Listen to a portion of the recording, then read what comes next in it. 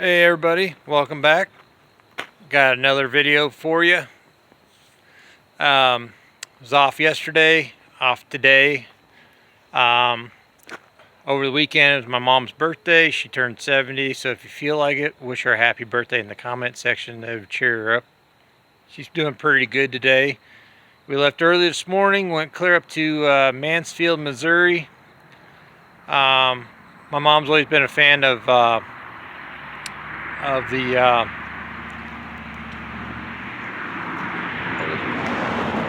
Laura Ingalls Wilder book writer. The Little House on the Prairie. They based the TV series off the books and stuff. Anyway, her home that after she got married to the Alonzo, they moved all the way to Mansfield, Missouri, because she had a teaching career, certificate in teaching, and she taught school for quite a while. Got tired of that, and then she went into basically made herself a businesswoman and a whole bunch of other stuff like that. It's very interesting. We got to go through the museum. Never been there before. We got to see the house that the two houses, the one that her and her husband built. They cleared. Keep in mind, these people were only about maybe 5'4". She was, I think, about 4 to 5 foot tall. Her husband about the same. He had a bunch of ailments. They moved out there to Mansfield, Missouri. Cleared 20 acres by themselves with saws and stuff, including trees and everything. So it was amazing how they were able to do all that. But anyway, went there, checked that out. Mom's never got to go there before. Then right up the road, about 5-10 miles, is Baker Creek Seed and Heirloom Seed Company.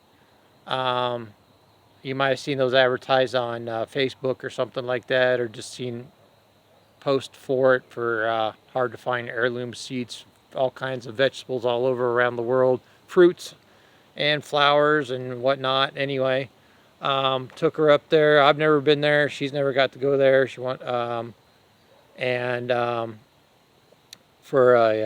I took her to the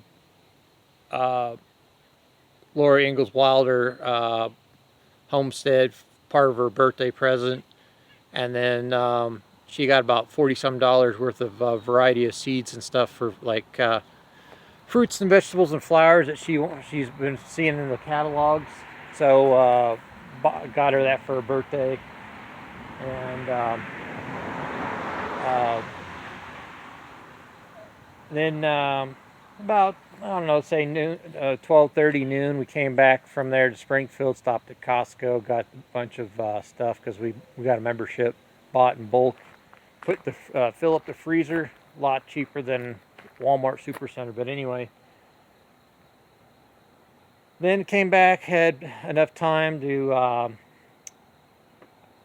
some of you haven't seen my other vehicle, my actual vehicle, my project vehicle, so I'm able to start getting back on that, and I'll bounce back and forth between that and the Valiant. But I'm now, because I got it basically brought up out of the Crypt.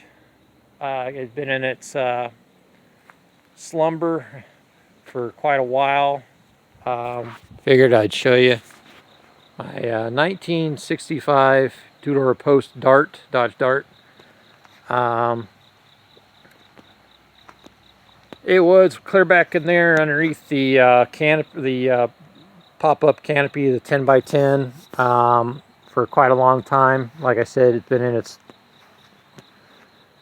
crypt, cocoons, larval state. It's been put on the back burner for a while, but we've just been getting, every week, it almost seems like we've either gotten severe weather or just days in a row, day and night, or all day, and then nothing but rain, heavy downpours. So now we got all these freaking mosquitoes in the backyard, and that is like a jungle back there. And even though we keep everything trimmed down, mowed, whatever, and sprayed, we diazinon the yard. They don't call it diazinon anymore because it's been outlawed, but We sprinkle the yard with the granules, and next we got to do the spray that puts off the smell that the mosquitoes don't like. And then eventually we might put, clear back in there, one of those pill-shaped cattle troughs filled up with a couple bags of goldfish for the mosquito, so they can eat the mosquitoes. The dragonflies do a pretty good job, and the frogs and toads and stuff, but we just need all the extra mosquitoes gone. We've been trying to dump out all the excess water we can, but anyway, back up here. It's in a little rough shape. It needs a bath. It's been collecting dust and grime, and it's got a slight, I don't know, I wouldn't say moss growing on it, whatever it is. Thing that pissed me off a few years back, we had some severe weather come through, and see these big pine trees my folks planted? There's about 4 of them in a row. Well, the back one, unfortunately, my car was parked by the one furthest in the back. Luckily, I built a really nice privacy fence out of heavy-duty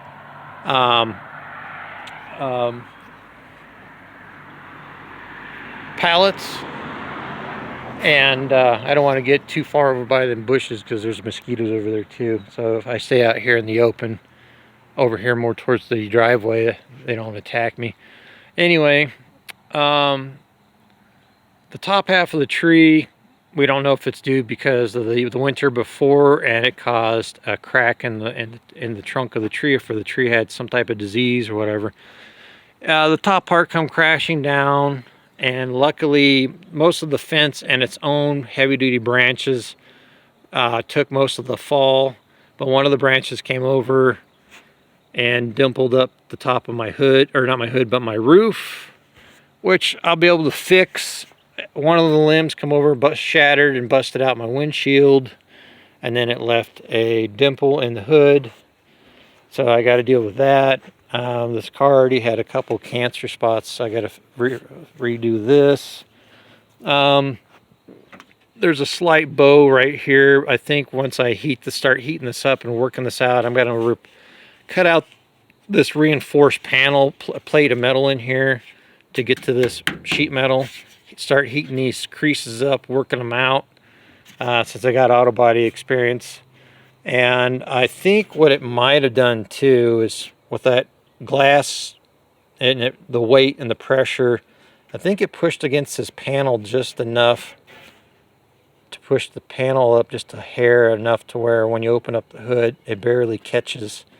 I might have to adjust the hood a little bit, but other than that, it didn't bend the support beams here and any of the other stuff. The door can still close, all that stuff.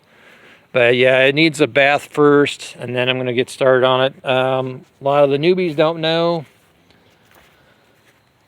This is a slant 6 car for now. I'm going to finish up with the slant 6 in here. It's got the front end I did myself. It's all set up for V8 torsion bars, polyurethane bushings, all new front end components. And slotted, I'm going to run slotted mags. This is going to be like a street freak type car. I've got the biggest, widest tires I can fit in stock wheel wells here back here. These are 15 by 7s or 7.5, 5 on 4.5 bolt pattern up front and back. 73 Duster front disc brakes. They're going to have 11-inch drums back here. This is an 8 3/4 rear end under here with super stock leaf springs. I got to run late 60s, early 70s B-body shocks to compensate, and I'll probably run a truck hydraulic hose just because they're longer on here too. I have to shorten the drive shaft. It's got a 489 case with 391 gears in it, peg leg, and I am going to go with the spiked studs, wheel lug nuts, the spiked ones. I don't know if you can see those. Anyway, I got a complete set. I bought them at a swap meet years ago, so I got center caps to go on here. But yeah, these seats come out of like a late 70s Dodge pickup. They're low back, and they are as light as the Dodge A100 van seats. And then, of course, my buddy's bench seat foam. I got to get that out of there. I got another pair of slotted mags. I might end up having to put on the front here because these are 14 by 6 big bolt pattern, and I did grind on the caliper in spots where I could see where it was rubbing, and I got it ground down with a big disc enough to where it doesn't rub with the weight of the car on the rim, and so the wheel can still turn. But the driver's side, I still have to do that to this side. This side is locked up with the rim on it. Let's see what else. Yeah, the interior's messy. I got to clean it out. I got to work the next two or 3 days. I got to do that patch panel on the floor, which is no big deal. I've done it before. I got the passenger side all done up, but you can't see underneath all that mess. And I got to do this one underneath here, where you put the passenger sitting in the back sit right there on the floor where they rest their feet. Somebody used a baking sheet pan and tar and sheet metal screws to patch that big rectangular hole in the floor. But yeah, there's the other slotted mag, and then that's what I did to the back. Got rid of the back seat. I still have the back seat for the Valiant, but this is going to be like a drag car. And I decided the door panels are too far gone. The material is starting to deteriorate, and the vinyl's starting to peel up. Last time I looked, I'll have to recheck, but I'm pretty sure Hobby Lobby, but I saw it at the Super Center in Harrison. They've got a complete roll of, it's like vinyl front, and then it's cloth or some type of fiber backed reinforced sheeting on the back of it. And what it is black and white checkered vinyl. And what I'm going to do is I'm going to recreate the door panel material and then use these door panels as templates, and then I'm going to glue that vinyl on here, so the door panels will be racing black and white checkered deals. This has been set up, like I said, set up for front disc brakes. Let's see what else. The trunk's kind of a mess, as you can tell. There's the racing fuel cell, and I made those straps myself. 16-gallon fuel cell. Clean this mess out, and yeah, so it's just some odds and ends I got to do. And then I'll kneel down and show you. I got adjustable shackles here, but what I also had to do is, for those of you that don't know, when you do the super stock leaf springs on these earlier A bodies, you will have to make custom mounting blocks for your rear shackles to mount to. And I'll put the light on. I covered this in a older video on my channel. There we go. But as you can see, this is heavy duty reinforced box tubing. I had to take measurements, cut it out, cut the this notch out for relief for the shackle to be able to flex back and forth.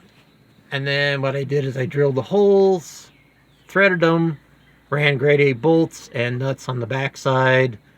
And so and then before I did that, I welded a thick steel plate in there to reinforce that, so possibly it wouldn't crush that tubing. You might be able to see it better over here. Yep. And this is 1 inch or 1.5 inch thick. I can't remember. I got the measurements, but in the other video. But as you can see, what it was doing was it was causing the other, even the stock shackles, to pop forward and come up and hit the rest up against the sheet metal floor, which is not good, even with all the weight on it. But the problem is, if it bounced, it'd go boop and hit the floor.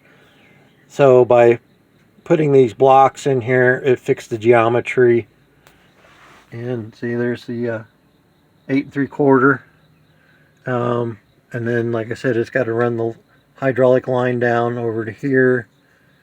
I got the shocks, brand new KYB shocks for this. And then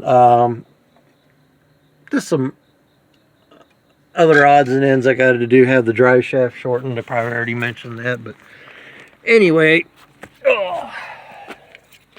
I'm wore out today. We've been all over the place, but yeah, this is a car club that I belong to that hasn't been done up for quite a few years. They've been around since the 50s. Branson Road Rebels. Their motto is turning good tires into slicks since 1956. And then, you know, I got the old Harley chopper third brake light, the Maltese cross, iron cross. I like that. It lights up. It's a custom hot rod type, you know, added safety feature for when you put the brakes on, especially for when I live, you know, in the tourist area I live in. They don't really pay attention all the time to taillights, so I want a third brake light just so that I get their attention. And then, of course, AHRA sticker. Some of these you recognize. I don't have cherry bombs on there anymore. I didn't have wasp trying to dive bomb me. Get out of here. Anyway, yeah, bought a lot of good quality fasteners from Fastenal. Found these on eBay. This decal, and I'm going to get a piece of white vinyl from one of the local shops and put up behind it. And then Bad Tree Productions, and yeah, you can see over here, and then Scott's Beach Shop, and then this one was called Hot Rod Hell. I can't remember where. I think I got that out of one of the old school rods, Car Culture Deluxe magazine or something, from one of them companies that was advertised in there. Anyway, so yeah, for now it's up here, it's out of the way, and those are 235 75 15s. That's probably the widest I can go, and it just barely, I've got probably about 3/8 to a ½ inch gap between that steel lip in there, between the wall of the tire. And then I figure with the super stock leaf springs, shocks, shackles, all that stuff, I don't have to worry about clearance issues, and they're the right distance from the rear leaf springs, the super stock springs. So yeah, and then I haven't showed you the engine bay yet, so I got to clean that up too.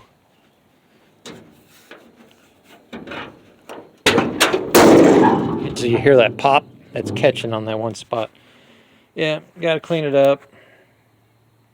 But yeah, this radiator, it's out of a early 90s Dodge Dakota with a V6 or something. I can't remember what it is. I got that off of Rock Auto. The bottom radiator hose for these slant sixes go right up to it. Same size, fits perfectly, no issues. Top one, I had to Frankenstein it. I had to keep part of the factory hose and then go to the auto parts store and find a smaller hose and dissect that. And this is a piece of polished aluminum or stainless steel. I can't remember which it is. Anyway, I didn't want it to corrode or rust up. And then let's see here. Mosquitoes are the wind's starting to calm down. The mosquitoes are starting to come out more. Anyway, as you can see, there's just enough gap in there. I think there's probably ½ inch gap between that um, clutch fan and the fan itself. And believe it or not, that is a late 70s, I think model 270 or something, 280 or something like that, Mercedes-Benz fan, clutch fan and fan blade. And it bolts right up and to the stock water pump housing flange. And what I did was, because that blade, that fan blade itself, the whole thing is plastic with the metal pulley or whatever you want to call that in there, the metal housing that all this bolts to, the clutch bolts to. I took this out as soon as I got it, and I used a really rough grit sandpaper and sanded every square inch of that fan blade assembly. And then I used Rust-Oleum automotive high temp plastic paint. That's either gloss black or semi-gloss. Anyway, when you buy that on Rock Auto, you have to buy the clutch separate and the fan blade separate. And it didn't cost very much, and it runs great. And then of course I run a mini starter in here, and then there's the upgrade for the brakes. And so I'm going to be running this Slant 6 for a while until I get the 360 built for this. So, oh yeah, and then I got a bunch of oddball stickers inside too. Some of it for the newbies that haven't seen them. Forgot to show you.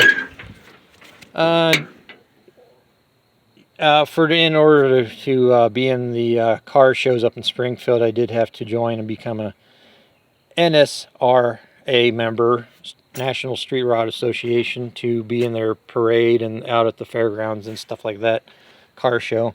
And then donating money to the firefighters when they're out in the intersections, getting money put in the boots to help MDA. And then I found this Frankenstein with the Hemi engine or whatever that was in the background. And then the old school, when Pep Boys had their speed shop section, they came out with these decals. You can see how old that sticker is starting to slowly deteriorate.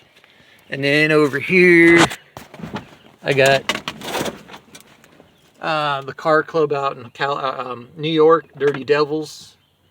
And then just Betty Page, Misfits, Honest Charlie, Brutally Frank's another rockabilly type group too. There's the Mofo Driver, retroagogo.com, the Zombie, Betty Page, Support Our Troops, another Mofo sticker, Ghostbusters air freshener.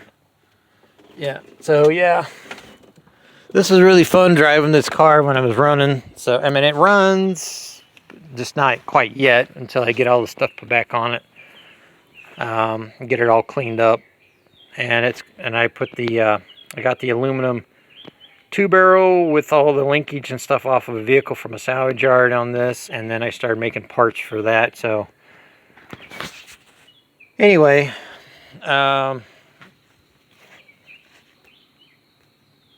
let's see here. Rambled on long enough. Just wanted to let you know that I got the car out of the crypt, so to speak, and I'm going to start on that. And it won't be a street peeler with the Slant 6, but it'll be fun to go to car shows with. And then once I get the 360 built, I've already got a racing 904 for it to put in there. And like I said, and then I'll have to I got it for with the V8 rear end and the 904 and the Slant 6. I got to get the drive shaft shortened. And then once I put the V8 in here and the V8 904 with the full manual valve body, I don't think I have to mess with the drive shaft anymore. Well, I'll find out. But anyway, and then once I get that 360 built, it's going to be a monster. And I hope to be the scourge of my county as far as this thing showing up and blowing the doors off of people. And But yeah, it's got a little, there's a wasp right there. There we go. He's been trying to fly around and make a nest in the car and then dive bombing and trying to get me at the same time. So he just met his end. So, but anyway, oh, and then what I'm going to do on this here is I got a cast aluminum Offenhauser air hat for the intake for the carburetor.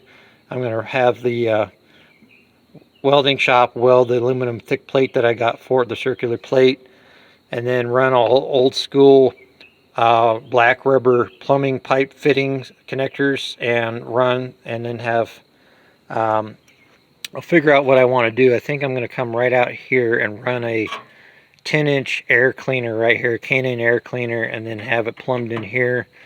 That way it's stuff that looks like you could go to the local stores or shops or something back in the day, late 60s, 70s, and customize it. And instead of putting modern day like turbo induction sleeves and pipe and stuff on it for cold air induction, but try to keep it old school looking. But anyway, that's what I'm doing. And for what we'll do from now on too, since I got to clean that out where the dart was from underneath the dart, get it all cleaned up back there, and spray to keep the bugs away. And we might start parking the Valiant back in there just because it's got a canopy that will protect it during any other storms. And then I'll have to cover this up and put plywood over the windows and stuff like that. And we got a bunch of tarps and a bunch of extra rugs and stuff like that to protect the body from possible hail. We've been praying each time that they've been calling for hail and severe weather, and it's gone away. We've been real lucky, and hopefully we stay that way. But anywho, like I said, hope you enjoyed this video. Stay tuned for Mom started working on one of the bucket seats for the Valiant, so she's getting pretty close to having that done, so we can start finishing up the interior, and then that'll be complete. Focus on this and maybe something for the pickup truck. You'll have to stay tuned for that. But anyway, until next time, Mopar Man signing off.